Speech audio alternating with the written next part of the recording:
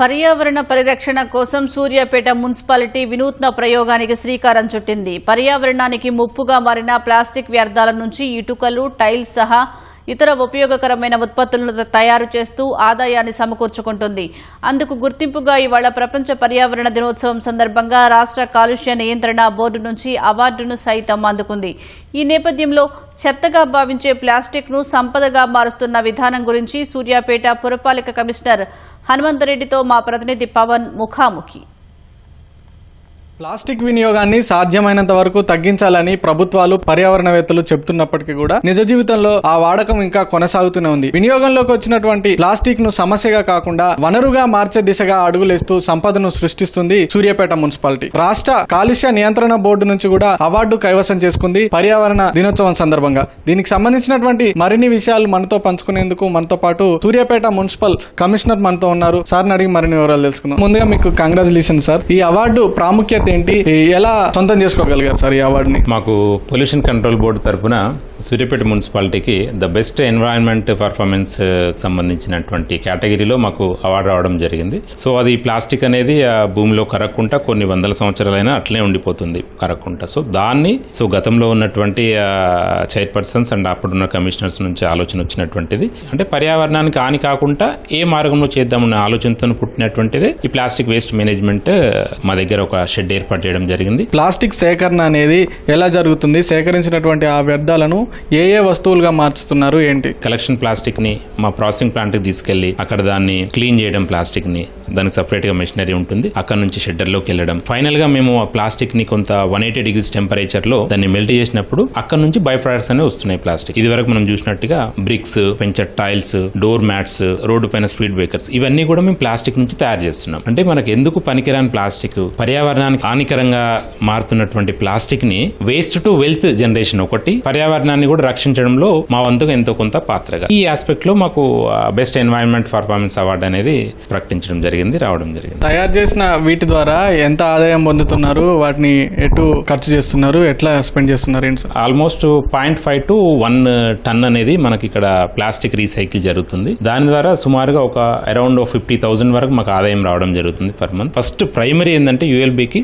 మాకున్నటువంటి వర్కర్స్ కి, మా పబ్లిక్ హెల్త్ వర్కర్స్ అయినా సరే, ఇంకా వేరే సిబ్బంది అయినా సరే, అందరికి ఫస్ట్ ఇవ్వాల్సిన ముఖ్యమైన ప్రాముఖ్యత అంటే శాలరీస్ ఇవ్వడం వాళ్ళకి. సో ఇన్ టైంలో వాళ్ళకి శాలరీస్ పే చేయడం అనేది ఒక మేజర్ ఆస్పెక్ట్ ఒక మున్సిపాలిటీకి. సో మాకు వచ్చినటువంటి ఆదాయం కూడా వాళ్ళ శాలరీస్కి వెళ్తుంది. మున్సిపాలిటీలో మొత్తం ఎన్ని వార్డ్స్ ఉన్నాయి, ఎంత చెత్త వస్తుంది, దాని నుంచి ఎట్లా సేకరిస్తున్నారు ఆ చెత్తను ఏంటి సార్? సూర్యాపేటలో 48 వార్డ్స్ ఉన్నాయి ఈ రోజుకి. 48 వార్డ్స్ లో మాకు చెత్త సేకరణకి 48 వెహికల్స్ అనేవి ఉన్నాయి. ప్రతి వార్డుకు ఒక వెహికల్ ఉంది. ఆ వెహికల్ లోనే మేము పార్టిషన్ చేసుకుంటున్నాము. జనరల్ గా ఈ చెత్త సేకరణలలో 5 to 2 మోడల్ అట్లా జనరల్ గా వాడుతూ ఉంటారు వేరే. బట్ ఇక్కడైతే ఎవ్రీడే అనేది సెగ్రిగేషన్ చెత్త అనేది ఉంటుంది. మేము ప్రతి వెహికల్ కి పార్టిషన్ అనేది ఉంది. ఇక్కడ ఉన్నటువంటి ప్రజలు కూడా వాళ్ళ అవేర్నెస్ తోని, ఎప్పటి నుంచో ముందున్న అవేర్నెస్ తో కూడా వాళ్ళు మాకు విడగొట్టిస్తున్నారు 48 వార్డ్స్ లో. సుమారుగా సూర్యాపేటలో ఫర్ డే 40 to 45 tons వరకు మనకి వేస్టేజ్ అనేది రావడం జరుగుతుంది. దాంట్లో సుమారుగా 30 to 32 tons అనేది వెట్ వేస్ట్, 10 to 12 లేదా 10 to 15 tons వరకు డ్రై వేస్ట్ అనేది రావడం జరుగుతుంది. ఈ డ్రై వేస్ట్ లోనే వన్ ఆఫ్ ద పార్ట్ మనకి ప్లాస్టిక్ అనేది. సో ఆ వచ్చినటువంటి ప్లాస్టిక్ ని ప్లాస్టిక్ వేస్ట్ మేనేజ్మెంట్ ఆస్పెక్ట్ లో మేము కొన్ని ప్రోడక్ట్స్, బై ప్రొడక్ట్స్ రెడీ చేయడం జరుగుతుంది. ప్లాస్టిక్ వాడకం తగ్గించాల్సిన ఆవశ్యకత గురించి ప్రజలకు మీరేం చెప్తారు? ప్లాస్టిక్ అనేది సస్టైనబుల్ డెవలప్మెంట్ కి ఒక విఘాతం లాంటిది. సో ఈ రోజు మనము ఈ భూమి పైన ఉన్నందుకు, భూమి యొక్క వనరులు వాడుతున్నందుకు, ఇదే వాడకం మనకున్నటువంటి ఫెసిలిటీస్ మన భావితరాలకు అందించాల్సిన బాధ్యత అయితే మన మీద ఉంది ఖచ్చితంగా. బట్ ఇట్లాంటి ప్లాస్టిక్ ని మనం ఎంకరేజ్ చేసుకుంటూ ఎటు చూసిన ప్లాస్టిక్ పొల్యూషన్ అయినట్టయితే నెక్స్ట్ వాళ్ళకి, మనకొచ్చే తరాల వాళ్ళకి, మన పిల్లలకి, వాళ్ళ పిల్లలకి మాత్రం ఈ రోజు ఉన్నటువంటి సోర్సెస్ ఇవ్వలేకుండా మాత్రం పోతాం ఖచ్చితంగా అని నేను అనుకుంటున్నాను. మనం ఈ రోజు ఏ విధంగా బతుకుతున్నాం, మనకి ఎట్లాంటి గాలి వస్తుంది, మనకు ఎర్త్ ఎట్లాంటి ఫెసిలిటీస్ ఇచ్చింది, ఆ ఫెసిలిటీస్ ముందు తరాల వాళ్ళకి ఇవ్వాలంటే మన యొక్క బాధ్యతగా, అందరి బాధ్యతగా కొంత ప్లాస్టిక్ ను నివారించాల్సిన అవసరం ఉంటుంది. రాష్ట్రంలోని ఇతర మున్సిపాలిటీలకు సూర్యాపేట మున్సిపాలిటీ ఆదర్శంగా నిలుస్తుందా?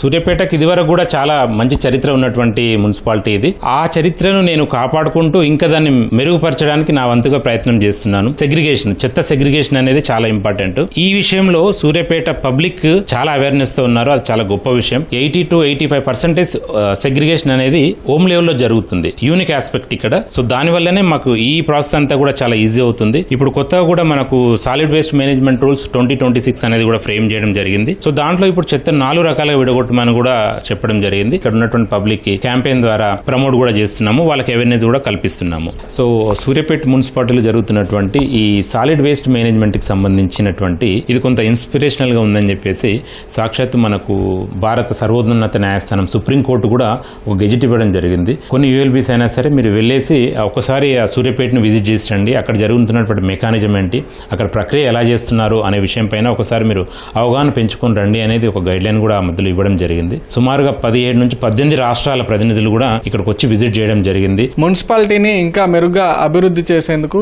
ఏ చర్యలు తీసుకుంటున్నారు, ఇంకా ఏ చర్యలు తీసుకోబోతున్నారు సార్? సో ఈ ఒక్కటనే కాకుండా ఫర్దర్ ఆస్పెక్ట్ లో కూడా ఇప్పుడు మాకు స్వచ్ఛ సర్వేక్షణ కూడా ఉంది. ఆ ఆస్పెక్ట్ లో కూడా మేము అందరికి అవేర్నెస్ అనేది క్రియేట్ చేయడం జరిగింది. సో స్వచ్ఛ సర్వేక్షణ అవార్డులో కూడా మేము పోటీ పడతాము, దాంట్లో కూడా అవార్డు తీసుకోవడానికి మా వంతుగా మేము ప్రయత్నిస్తాము. దీంట్లో భాగంగా కూడా మేము పబ్లిక్ అవేర్నెస్ అనేది ఎక్కువ కల్పించడానికి మేము ప్రయారిటీ ఇచ్చుకున్నాము. లైక్ మేము కొంతమంది స్టేక్ హోల్డర్స్ మీటింగ్ కూడా రెగ్యులర్ గా పెట్టుకోవడం జరుగుతుంది. సరే ఏ పని అయినా సరే అధికారులు ఒకళ్ళ వల్ల అయితే ఎప్పుడు కాదు, పబ్లిక్ సహకారం, ప్రజల సహకారం లేని ఏది కొంత వాళ్ళ సహకారం ఉంటే ఇంకా ఎక్కువ రిజల్ట్స్ వచ్చే అవకాశం ఉంటుంది అనేది మేము పబ్లిక్ అది అవేర్నెస్ అనేది క్రియేట్ చేయడం జరుగుతుంది. ఈ మధ్యలో రకరకాల స్టేక్ హోల్డర్స్ మీటింగ్ కూడా పెట్టుకోవడం జరిగింది. ఈ చెత్త ఆస్పెక్ట్ లో ఇప్పుడు మనకు బల్క్ వేస్ట్ జనరేటర్స్ అనేవి కొన్ని ఉంటున్నాయి. Hotels and restaurants, malls and function halls, వీళ్ళందరితో కూడా స్టేక్ హోల్డర్స్ మీటింగ్ పెట్టుకొని దీని ఇంపార్టెన్స్ అనేది వాళ్ళకి ఎక్స్ప్లెయిన్ చేయడం జరిగింది. అంటే ఫర్ ఎగ్జాంపుల్ స్వచ్ఛ సర్వేక్షణలోనే మనం ముందుండాలంటే మేము ఒక్కరేం చేయడం కాకుండా వాళ్ళందరినీ ప్రజల భాగస్వామ్యం అండ్ స్టేక్ హోల్డర్స్ భాగస్వామ్యం చేస్తే మెరుగైన ఫలితాలు ఎలా వస్తాయని వాళ్ళకి ఎక్స్ప్లెయిన్ జరిగింది. దానికి తగ్గట్టుగా వాళ్ళ నుంచి మాకు పూర్తి సహకారం కూడా అందుతుంది. ఇప్పుడు వచ్చే స్వచ్ఛ సర్వేక్షణలో కూడా